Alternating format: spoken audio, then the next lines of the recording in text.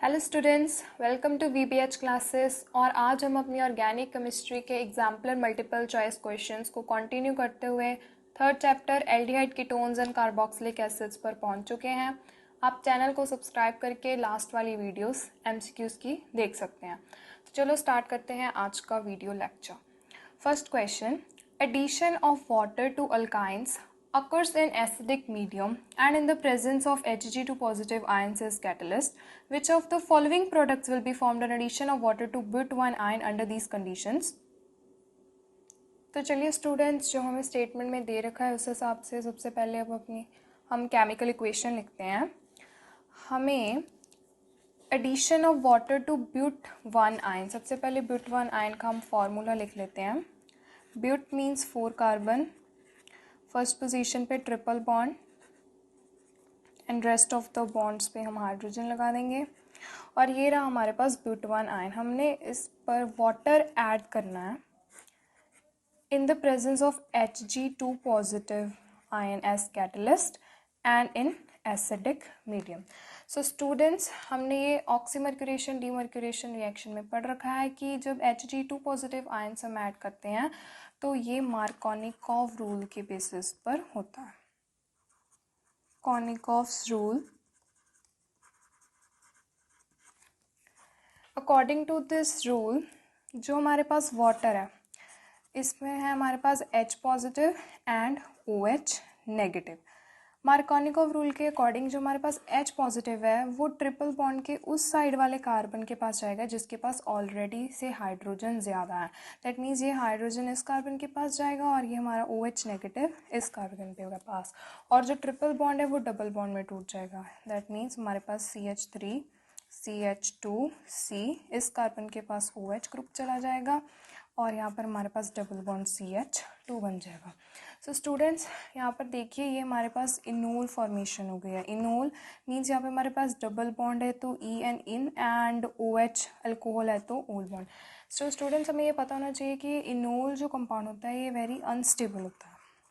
It is very unstable, इसीलिए इसकी isomerism हो जाती है, इसकी टॉटोमेरिज्म हो जाती है और ये कीटोन बना देता है। क्योंकि ये 2 डिग्री अल्कोहल हमारे पास है तो ये हमारे पास कीटोन बना देगा। कैसे? CH3 CH2, तो हमारे पास ये वाला जो डबल बॉन्ड होगा यहाँ पर बन जाएगा और ये हाइड्रोजन यहाँ पर इस वाले कार्बन के पास चली जाएगी। तो CH3 CH2 C double bond O CH3। That means हमारे पास करेक्ट ऑप्शन कौन सी है? Option number second. Let's move to second question. Which of the following compounds is most reactive towards nucleophilic addition reactions? So students, ऐसे questions जहाँ पर हमें reactivity देखनी होती है या ऑर्डर देखना होता है तो हमने ये देखना है कि कौन सा स्पीशीज़ अटैक कर रहा है और किसके ऊपर। सो हमारे पास न्यूक्लियोफाइल मतलब नेगेटिव स्पीशीज़ अटैक कर रहा है, मीन्स जिसके ऊपर इसने अटैक करना है, जो इसकी अटैकिंग साइट है उसके पास पॉजिटिव चार्ज या पॉजिटिव वो स्पीशीज़ काइंड ऑफ उसके पास होना चाहिए।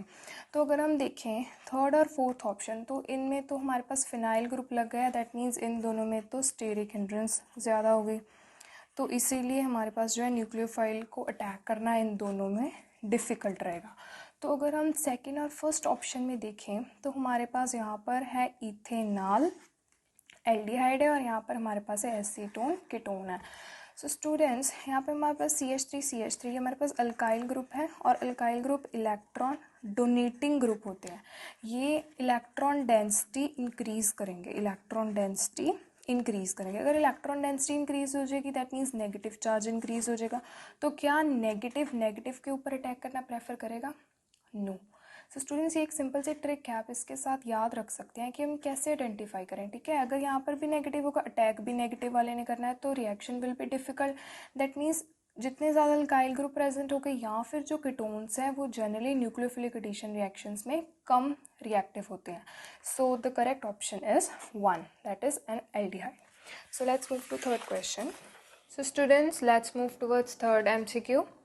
The correct order of increasing acidic strength is, तो हमने यहाँ पर phenol, ethanol, chloroacetic acid and acetic acid की एसिडिक स्ट्रेंथ को कंपेयर करना है। तो हमारे पास 2 अल्कोहल और 2 कार्बोक्सिलिक एसिड्स गिवन है।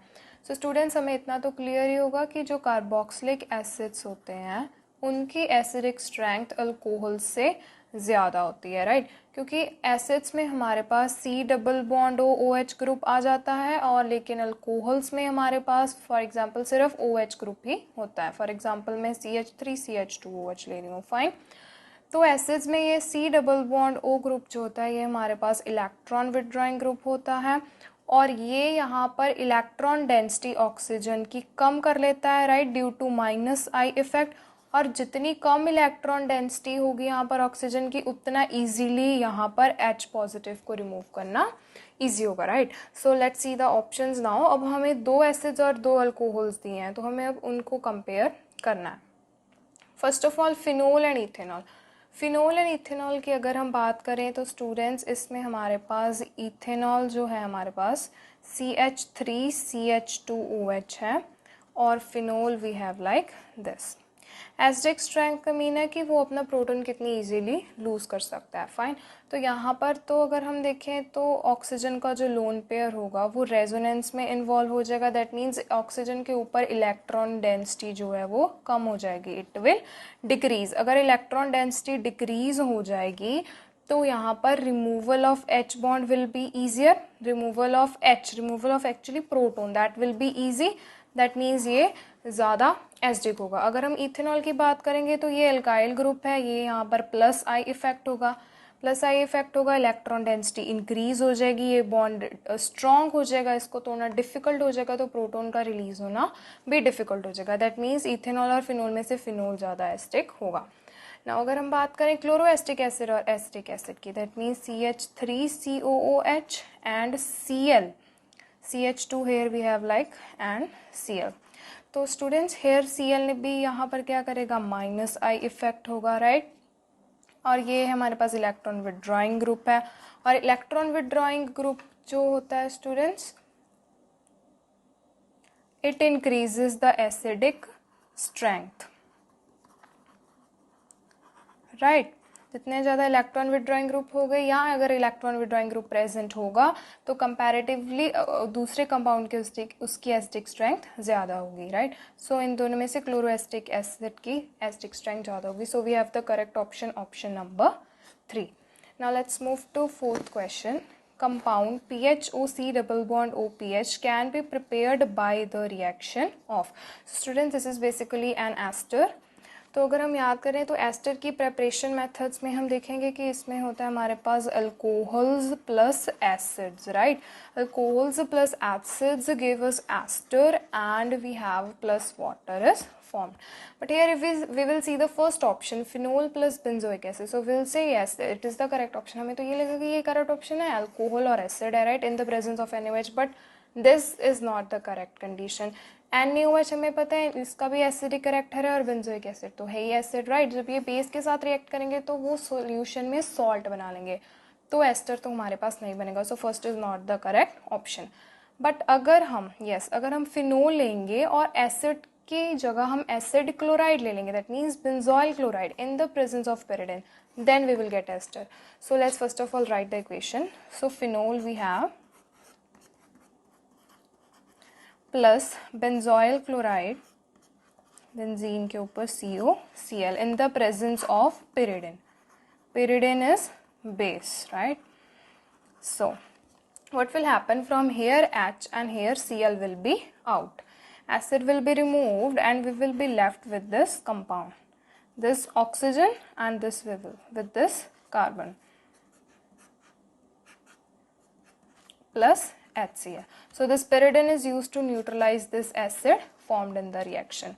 so now this compound we formed, this is phenyl group PHO C double bond O PH। so the correct option is option number 2। so students, you must also remember that this is a naming reaction, the name of this reaction is Schotten-Baumann reaction, right। so remember it। now let's move to 5th question। the reagent which does not react with both acetone and benzaldehyde, the reagent which does not react with both acetone and benzaldehyde।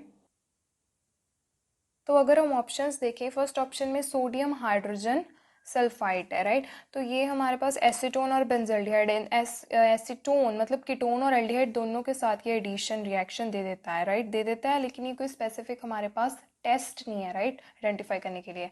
Phenyl hydrazine ये भी इन दोनों के साथ addition reaction दे देता है, right. Fehling solution ये एक हमारे पास टेस्ट है, बट ग्रिग्नार्ड रिएजेंट की अगर हम बात करें तो ये भी इन दोनों के साथ एडिशन रिएक्शन डबल बॉन्ड की तरफ ऐसे रिएक्ट कर देता है। If we talk about Fehling solution, so students हमें यहाँ पे ये रिमेंबर रखना है कि जो फेलिंग सोल्यूशन टेस्ट है, राइट, ये the reagent which does not react with both acetone and benzaldehyde. सो हमने इन ऑप्शंस में से बताना है कि ऐसा रिएजेंट जो कीटोन्स, एस्टोन मतलब बेसिकली हम ओवरऑल कीटोन्स की बात कर रहे हैं, और बेंजल्डिहाइड मतलब एरोमेटिक एल्डिहाइड के साथ जो रिएक्शन नहीं देगा, राइट। तो चलिए हम ऑप्शंस देखते हैं। फर्स्ट है सोडियम हाइड्रोजन सल्फाइड, ये हमारे पास NaHSO3 है, राइट। फिनाइल हाइड्राजीन है हमारे पास NH2NH with phenyl group, right. Fehling solution और ग्रिग्नार्ड रिएजेंट। तो फर्स्ट, सेकंड और फोर्थ ऑप्शन हमें एसीटोन या बेंजल्डिहाइड के साथ एडिशन रिएक्शन दे देंगे, ये और ये हमें एडिशन रिएक्शन दे देंगे, fine. If we talk about the third option Fehling solution, तो स्टूडेंट्स ये आपको याद रखना है कि जो फेलिंग सोल्यूशन है ना, ये एक टेस्ट है स्पेसिफिकली फॉर एल्डिहाइड्स, ये टेस्ट सिर्फ एल्डिहाइड्स देते हैं, राइट। ये टेस्ट कीटोन्स या कीटोन्स एंड एरोमेटिक एल्डिहाइड्स ये टेस्ट नहीं देते हैं, फाइन। अब हम देख लेते हैं एल्डिहाइड्स ये टेस्ट कैसे देते हैं। एल्डिहाइड्स के ऊपर जब हम we reacted with copper 2 positive ion which are initially blue in colour, right, we get the oxidised product acid, any acid, plus we get copper positive which is reddish brown in color. This is the test. This is not given by ketones and aromatic aldehydes. Now let's see sixth question. Cannizzaro reaction is not given by, so we are given 4 options and we have to tell which of these compound does not give Cannizzaro reaction. So we have a condition for Cannizzaro reaction that there must be absence of an alpha hydrogen, right. So alpha hydrogen कौन सी होती है students, हमारे पास जो carbonyl group होता है C double bond हो, इस carbon के साथ वाली जो भी कार्बन होगी, अगर उन कार्बन के साथ उसकी एडजेसेंट कार्बन के साथ कोई भी हाइड्रोजन लगा होगा ना, तो that hydrogen is known as alpha hydrogen. अगर इसके साथ CH3 तो ये CH3 जो भी 3 हाइड्रोजन है ये तीनों के तीनों अल्फा हाइड्रोजन्स हैं। अगर किसी कंपाउंड में कार्बोनिल कार्बन के साथ वाले कार्बन में कोई भी हाइड्रोजन नहीं लगा, that means alpha hydrogen is absent, और वो हमारे पास कैनिज़रो रिएक्शन देगा।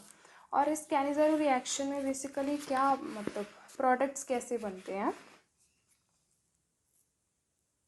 In first compound this is a carbonyl carbon to which oxygen is attached and it is further directly attached to this carbon, and this carbon is already having its bond with this carbon and carbon, means it is having no alpha hydrogen, that means it will give Cannizzaro reaction.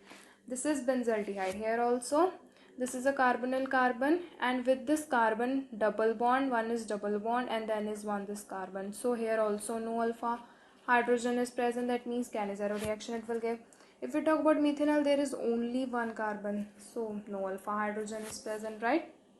Now the CH3CHO, this is a carbonyl carbon and the carbon जो इसके adjacent है, जो इसके साथ है उसके पास 3 hydrogen है, means इसके पास अल्फा हाइड्रोजन है, सो ये हमारे पास कैनिज़रो रिएक्शन नहीं देगी, राइट। सो हम एक एग्जांपल बेंजल्डिहाइड के साथ देख लेते हैं कि कैनिज़रो रिएक्शन में बेसिकली होता क्या। So this is benzaldehyde. Cannizzaro reaction की कंडीशंस के अकॉर्डिंग हम इसको किसी भी कंसनट्रेटेड बेस के साथ इसकी रिएक्शन करते हैं, हमारे पास डिसप्रपोर्शनेशन रिएक्शन होती है, that means same he molecule की हमारे पास रिडक्शन होती है और एल्डिहाइड की रिडक्शन होकर हमारे पास अल्कोहल और सेम मॉलिक्यूल की ऑक्सीडेशन, एंड एल्डिहाइड की ऑक्सीडेशन होकर हमारे पास एसिड ग्रुप।